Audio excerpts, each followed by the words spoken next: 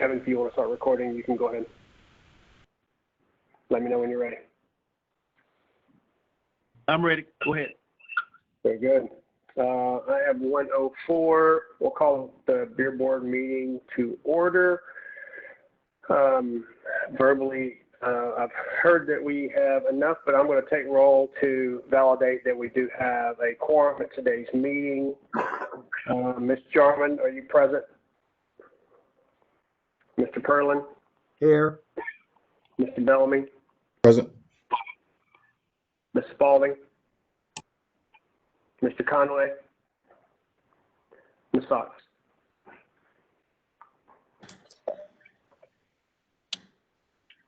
Delphine, are you there?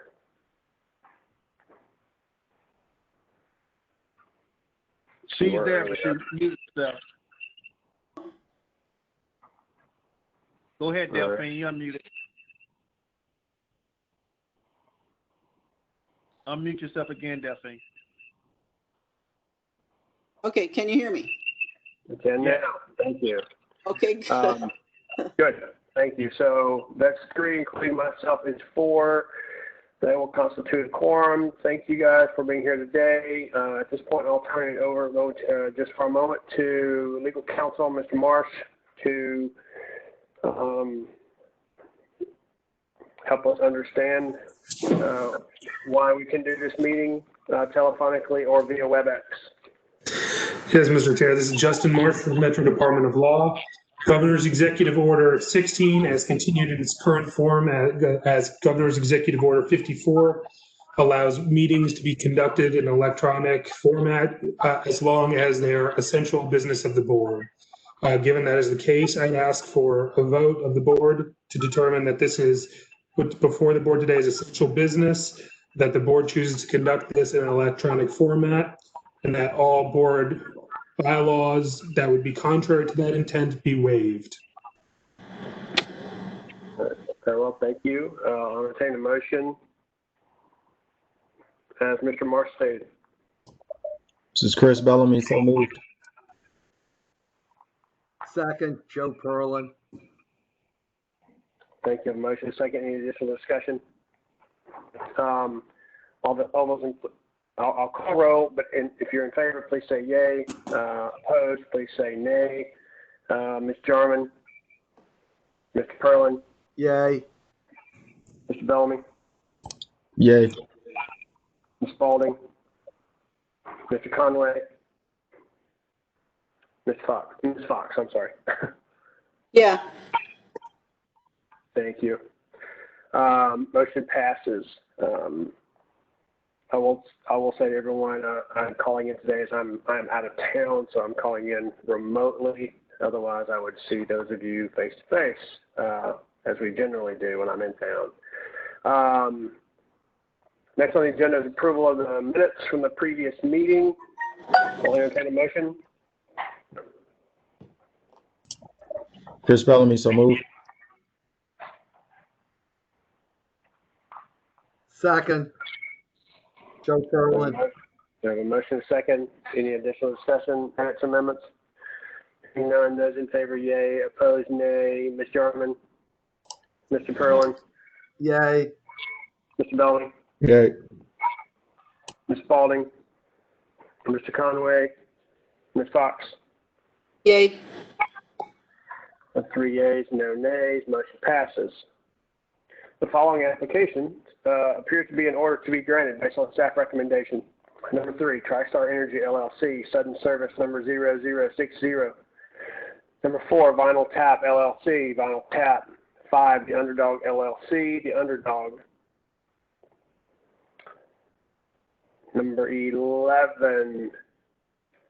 All right. It's kind of out of order, it looks like. I'm just looking at my staff recommendations. I'm just going to read it as that. It looks like it may bounce a little bit. So 11, Lucky Star Enterprises, LLC, Henry James. Number 6, TriStar Energy, LLC, sudden service number 0017. 15, Cracker Barrel Old Country Store, Cracker Barrel Old Country Store number 23. 16, Cracker Barrel Old Country Store, Cracker Barrel Old Country Store number 13, 7, Cajun Inc., Nashville Hookah Bar. 18, El Cubalete Mexican Restaurant, Fonda Cubalete Mexican Restaurant. Number 19, Haskins and Company, G Catering. Number 20, Haskins and Company, G Catering. 8, Savi Provisions of Tennessee, LLC, Savi Urban Market. 21, CV Beverage License Company, LLC, Hampton Inn and Suites, Capitol View. 22, The Budge, LLC, Republic. 23, WN Hospitality, LLC, The Joseph. 9, Trinity Cafe, Inc., Trinity Coffee. 10, Family Dollar Stores of Tennessee, Inc., Family Dollar. Those appear to be in order to be granted. I'll entertain a motion to do so. So moved. Second, this Fox. We have a motion by Joe Perlin, a second by Delphine Fox. Any discussion? In favor? Mr. Chairman, this is Chris Bellamy. Yes, sir, Mr. Bellamy. I'm looking between the deferred applications list and then the staff recommendations list. And it appears that at least one or two of those are on the same list. I'm looking at the Underdog LLC 3208 on Gallatin Pike, and it's on the applications for approval, but it's also on the deferred applications list. What number? That would be number 5, I think, I don't. on both. There's number 5 on both. I don't see that on my version. Benton, do you have that in front of you? I am pulling it up right now.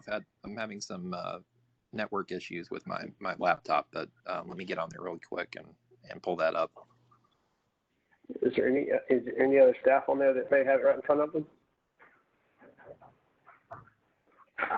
I just don't have that version. Amanda sent me this.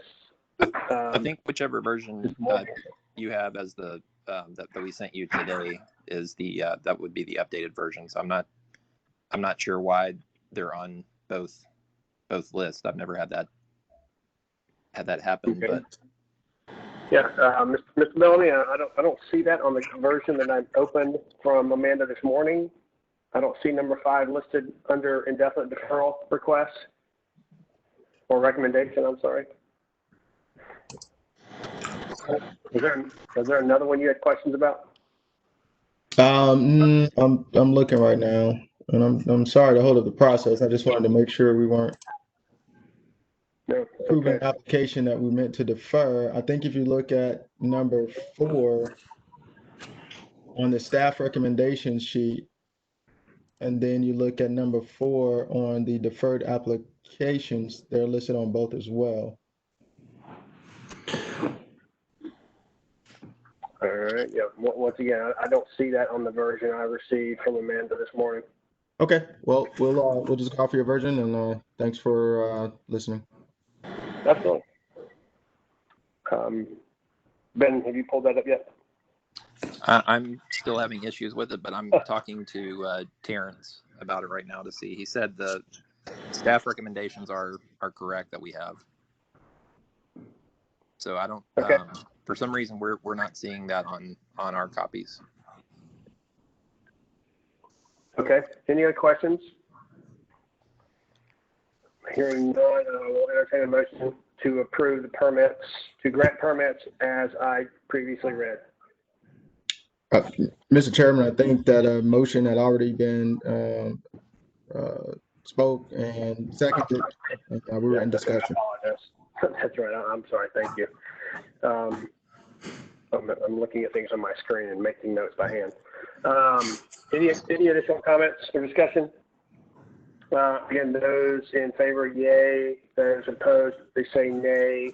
Mr. Chairman, are you with us yet? Mr. Perlin? Yay. Mr. Bellamy? Great. Ms. Spalding? Mr. Conway? Ms. Fox? Yay. Have 3 yeas, no nays. Those permits are granted. And the staff will most likely email those new beer permits to those entities. The following applications based on staff recommendations will be deferred indefinitely. If you're on this call listening in, understand that once you have submitted all of your documents that are required, that staff has the authority to issue temporary permits until the board meets again to grant the permanent permits. Therefore, number 12, One Stop Mart LLC, One Stop Mart. 13, Esther's Diner and Grill Inc., Esther's Diner and Grill. 14, Riverside Golf Links LLC, Riverside Golf Links. 17, Metropolitan Nashville Airport Authority, National International Airport. 24, F&M Fort Walton Leasing LLC, Grand Hyatt Nashville. 25, F&M Fort Walton Leasing LLC, Union Station Hotel Nashville. And 26, TNT Billiards Bar and Grill, TNT Billiards Bar and Grill. Again, staff recommendations for indefinite deferral of those I just read. I'll entertain a motion on those indefinite deferrals.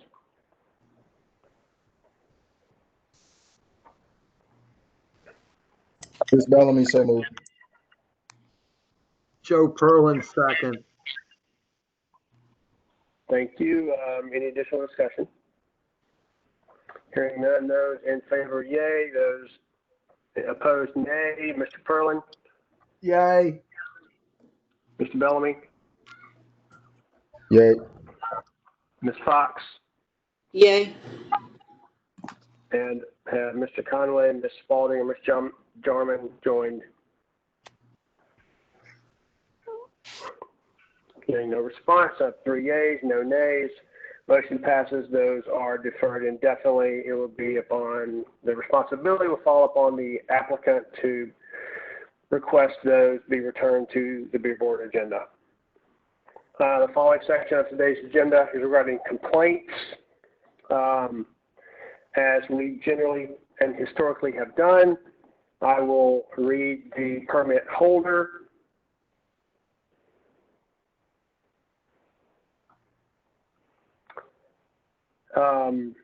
And the staff recommended complaint, or the staff recommended penalty. If there is one that any board member wishes to pull out for discussion, please let me know. I will also let everyone know that we will be pulling number 28 out for discussion momentarily, as I will pass over that one when I call these. Is there anyone else? Hearing none. Number 27, Jai Lakshmi Inc., Rollins Market. Staff recommend penalty of $2,250. I will not be calling number 28. We'll be discussing that momentarily. Number 29, Epzens Inc., Marie Tortilla Market, $1,500. Number 30, King Market Inc., King Market. Staff recommend penalty is $1,500. 31, Antioch Market Inc., Antioch Market, $1,500. 32, Mapco Express Inc., Mapco Mart, number 3220, $1,000. Number 33, BCLS Inc., Haywood Shell Station. Staff recommended penalty is $2,250. 34, Max Convenience Stores Inc., Circle K number 3694, $1,600. Number 35, Mapco Express Inc., Mapco number 3302, $1,000. 36, FNR LLC, Love Market Tobacco and Beer, $1,500. 37, Dontavius Jones, Dollar City, $2,250. 38, Lewis Market LLC, Lewis Market, $2,250. 39, Mayor Tadros, Iman Tadros, Hobson Tobacco and Beer, $2,250. 40, KALPRAJ Inc., Sunrise Market, $2,250. Number 41, Citgo Food Mart LLC, Citgo Food Mart, $1,500. 42, Fatih Youssef Smoke and Brew, $2,250. Having read those, I'll entertain a motion to issue citations as read. It's Chris Bellamy, so moved.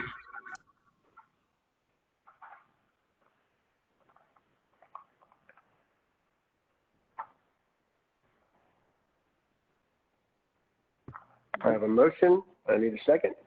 Joe Perlin, second. One second. Any discussion on this? Hearing none. Those in favor of issuing citations as per the motion, please say yay. Those in favor, nay. When I call your name, Mr. Perlin, Yay. Mr. Bellamy, Yay. Ms. Fox, Yay. and have Ms. Jarman, Ms. Spalding, and Mr. Conway join the meeting. No response. Motion. I have 3 yays, no nays. Motion passes.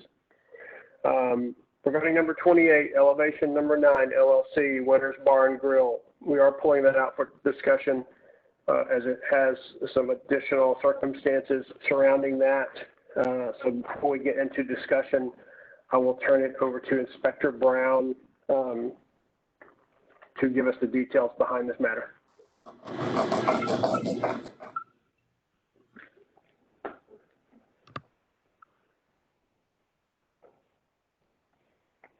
I think we're. Inspector Brown, are you there?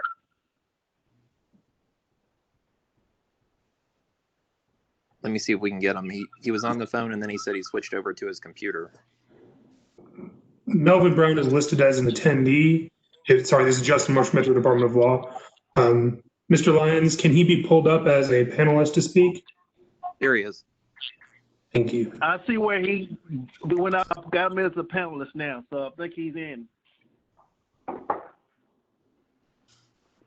Mr. Inspector Brown, are you there?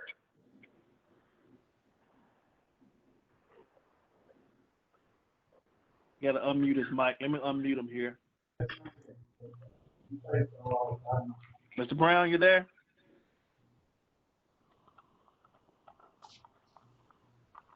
Yes, sir, I'm here. Go ahead. Mr. Inspector Brown, we are at the point where we'd like to hear from you regarding number 28 on today's agenda, Winners Bar and Grill, as to why they are on the complaint section of our agenda today. Yes, sir. Can you hear me? We can hear you fine. Okay. On Friday night, past Friday night, Inspector Doug James accompanied the Metro Police there, and the location was operating. He'll have to describe to you how it was operating, but it was operating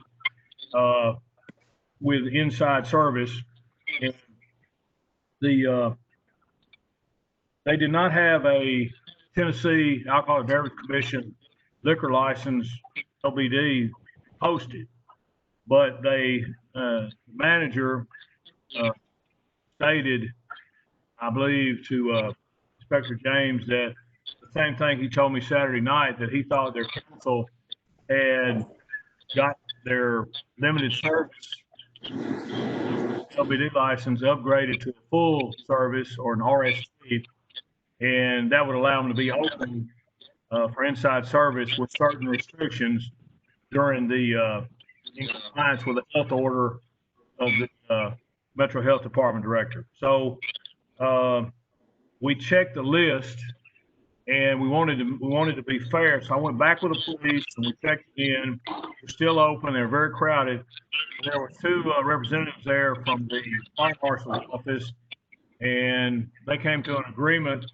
with them to they would empty out the facility, which was at least 100% capacity, and they would open again maybe an hour or so at 50% capacity in compliance with the order if if it's tentative, it's because if they had a full service restaurant or an RST liquor license, they could be open at 50% occupancy.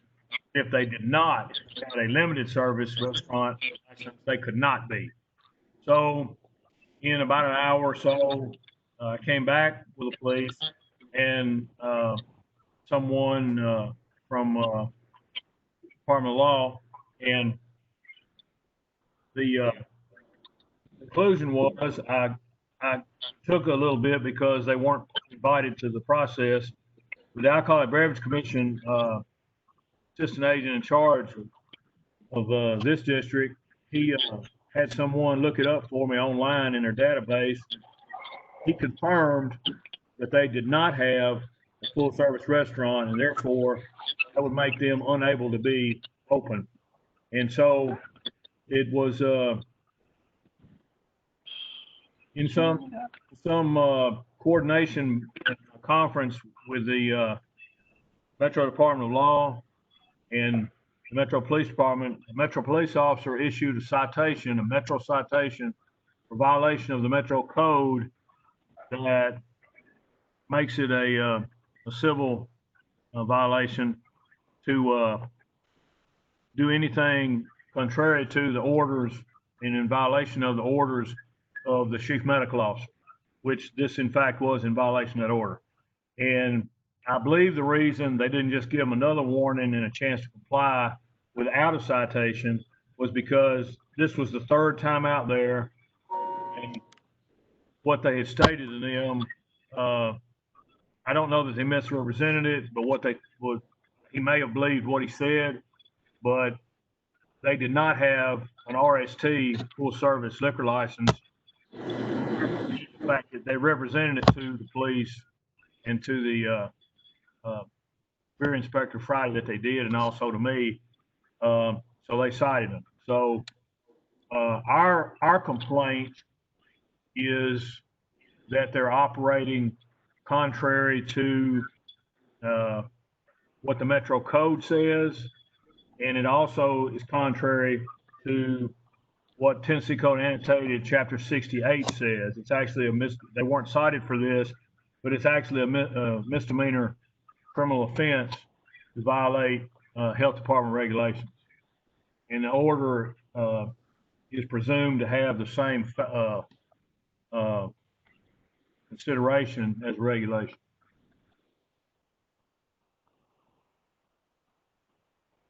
And I know that's a whole lot of off the top of my head, but I'll try to answer any questions that you have.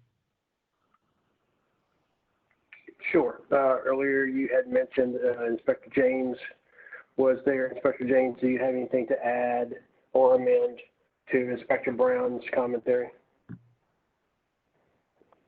Yeah, this is Inspector James. I think there might have been a little bit of confusion. Friday night, I was there with two Metro officers patrolling, and they did get a call for this location. But as we were en route, they got another call that the manager there agreed to shut down for the night. So we actually never went to the location because they said that it was handled. So I didn't see the business operating at all Friday night. But the Metro officers and the health inspector that was accompanying them said that there was no liquor license posted on the wall, and according to the health department's records, they had a limited service liquor license. That's why they were told to shut down. The health inspector informed me that they agreed to shut down, but that they told them they would be back open on Saturday. So that's why they went back to check. Well, that's all the information that I have. Got it. Also on this call, we do have Mr. Hugh Atkins with the Metro Health Department. Mr. Atkins, I'll reserve time for you to answer questions momentarily if there are any. Do you have anything to add or amend to any of those statements? Remember, I'm saying you have to. I'm giving you the opportunity to do so if you so choose.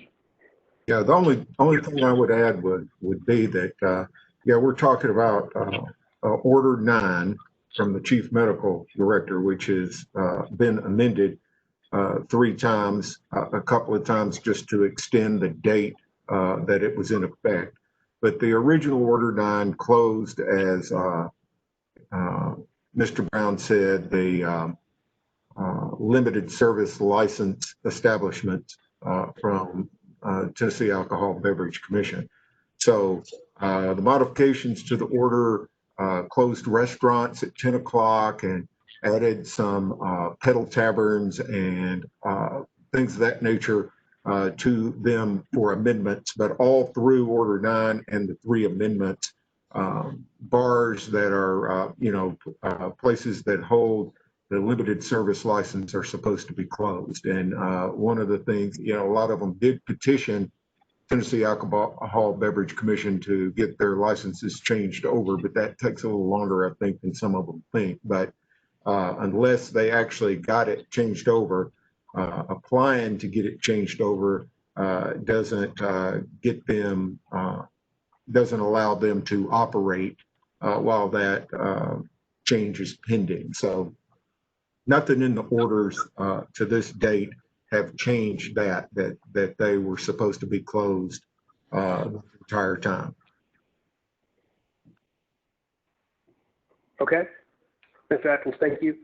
Now to the board, as we are just in discussion mode with this, are there any questions of the board members for either Inspector Brown, Inspector James, or Mr. Atkins?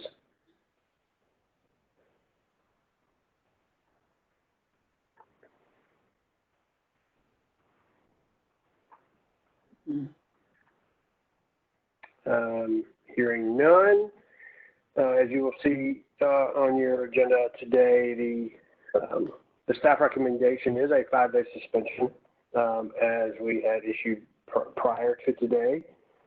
In previous matters similar to this, without any additional discussion or questions from the board, I will entertain a motion on a citation for number 28, Winners Bar and Grill, on today's agenda. Oh, and Mr. Chairman, if I may. Yes, Director. Before the vote takes place, we made I just wanted to explain, we made a recommendation of 5 days in this case, just because that was the prior precedent. But I will say that what differentiates this particular case from the ones that took place previously is that those locations actually remained shut down after we initially visited those locations, or after they were visited by enforcement. And then in this particular case, they were told that they were in violation of that particular order, and they still said they would reopen the next day, which they did, which brings us here today. Very good. Thanks, Director. Any other questions, comments from the board? Please feel free to say. Otherwise, I'll entertain a motion for issuance of a citation. So moved. There's nothing to move yet, Mr. President. I need a motion as to what that order might be. Mr. Chairman, this is Chris Bellamy, if I may. Yes, sir. I would like to move that the board accept the staff recommendation of a 5-day suspension as to Winners Bar and Grill for violating the order from Metro. All right, that was a motion for a 5-day suspension. Do I hear a second? Second. I have a second from Mr. Perlin. Any additional discussion? Hearing none, those in favor, please say nay when I call your name. Opposed? Please, those in favor, please say yay when I call your name. Those opposed, nay. Mr. Perlin? Yay. Mr. Bellamy? Yay. Ms. Fox, Yay. and have Ms. Jarman, Ms. Spalding, or Mr. Conway joined us? Getting no response. I have 3 yays, no nays. Motion passes. That concludes my portion of the agenda. I will turn it over to the Director for Administrative Matters today. Director. Thank you, Mr. Chairman. Just wanted to update the board on revenue so far year to date, fiscal year to date. We've had about $6,000 in application fees, $3,000 in privilege taxes paid, and about $7,000 in civil penalty payments that came in last year. So it's significantly less than where we were this time last year, but we're holding pretty steady for month to month. So we haven't seen any sort of downturn these last couple months. So it's been pretty stable that way. But we will tell you that our inspectors are out on a weekly basis conducting beer stings, as you saw the complaints that were submitted before you today. And we are also taking part in some of the enforcement activity that's been taking place both on Broadway and in Midtown. And then we've also had the opportunity to split off last weekend. I know that Inspector Brown was part of a group that went out to Antioch to investigate some of the complaints with bars out there. But it appears, with the exception of the Winters case, we have had pretty good compliance after we have gone on premises and spoken with the owners to let them know that they're in violation. So that has gone well to this point. And I know that the mayor's office and health department were working together to publish the newest medical director's order that is slowly allowing some of the limited service locations to reopen for, I believe it's a maximum of 25 people on the premises at a time. So I think we are making progress in that area. And again, our inspectors will be out this weekend, just assisting with matters on Broadway and out on Midtown, in the Midtown area. And also investigating any other complaints that might come about between now and then. But that concludes the executive director's report, and I'm happy to answer any questions you all may pose. Thank you. Any board members with any questions for the director?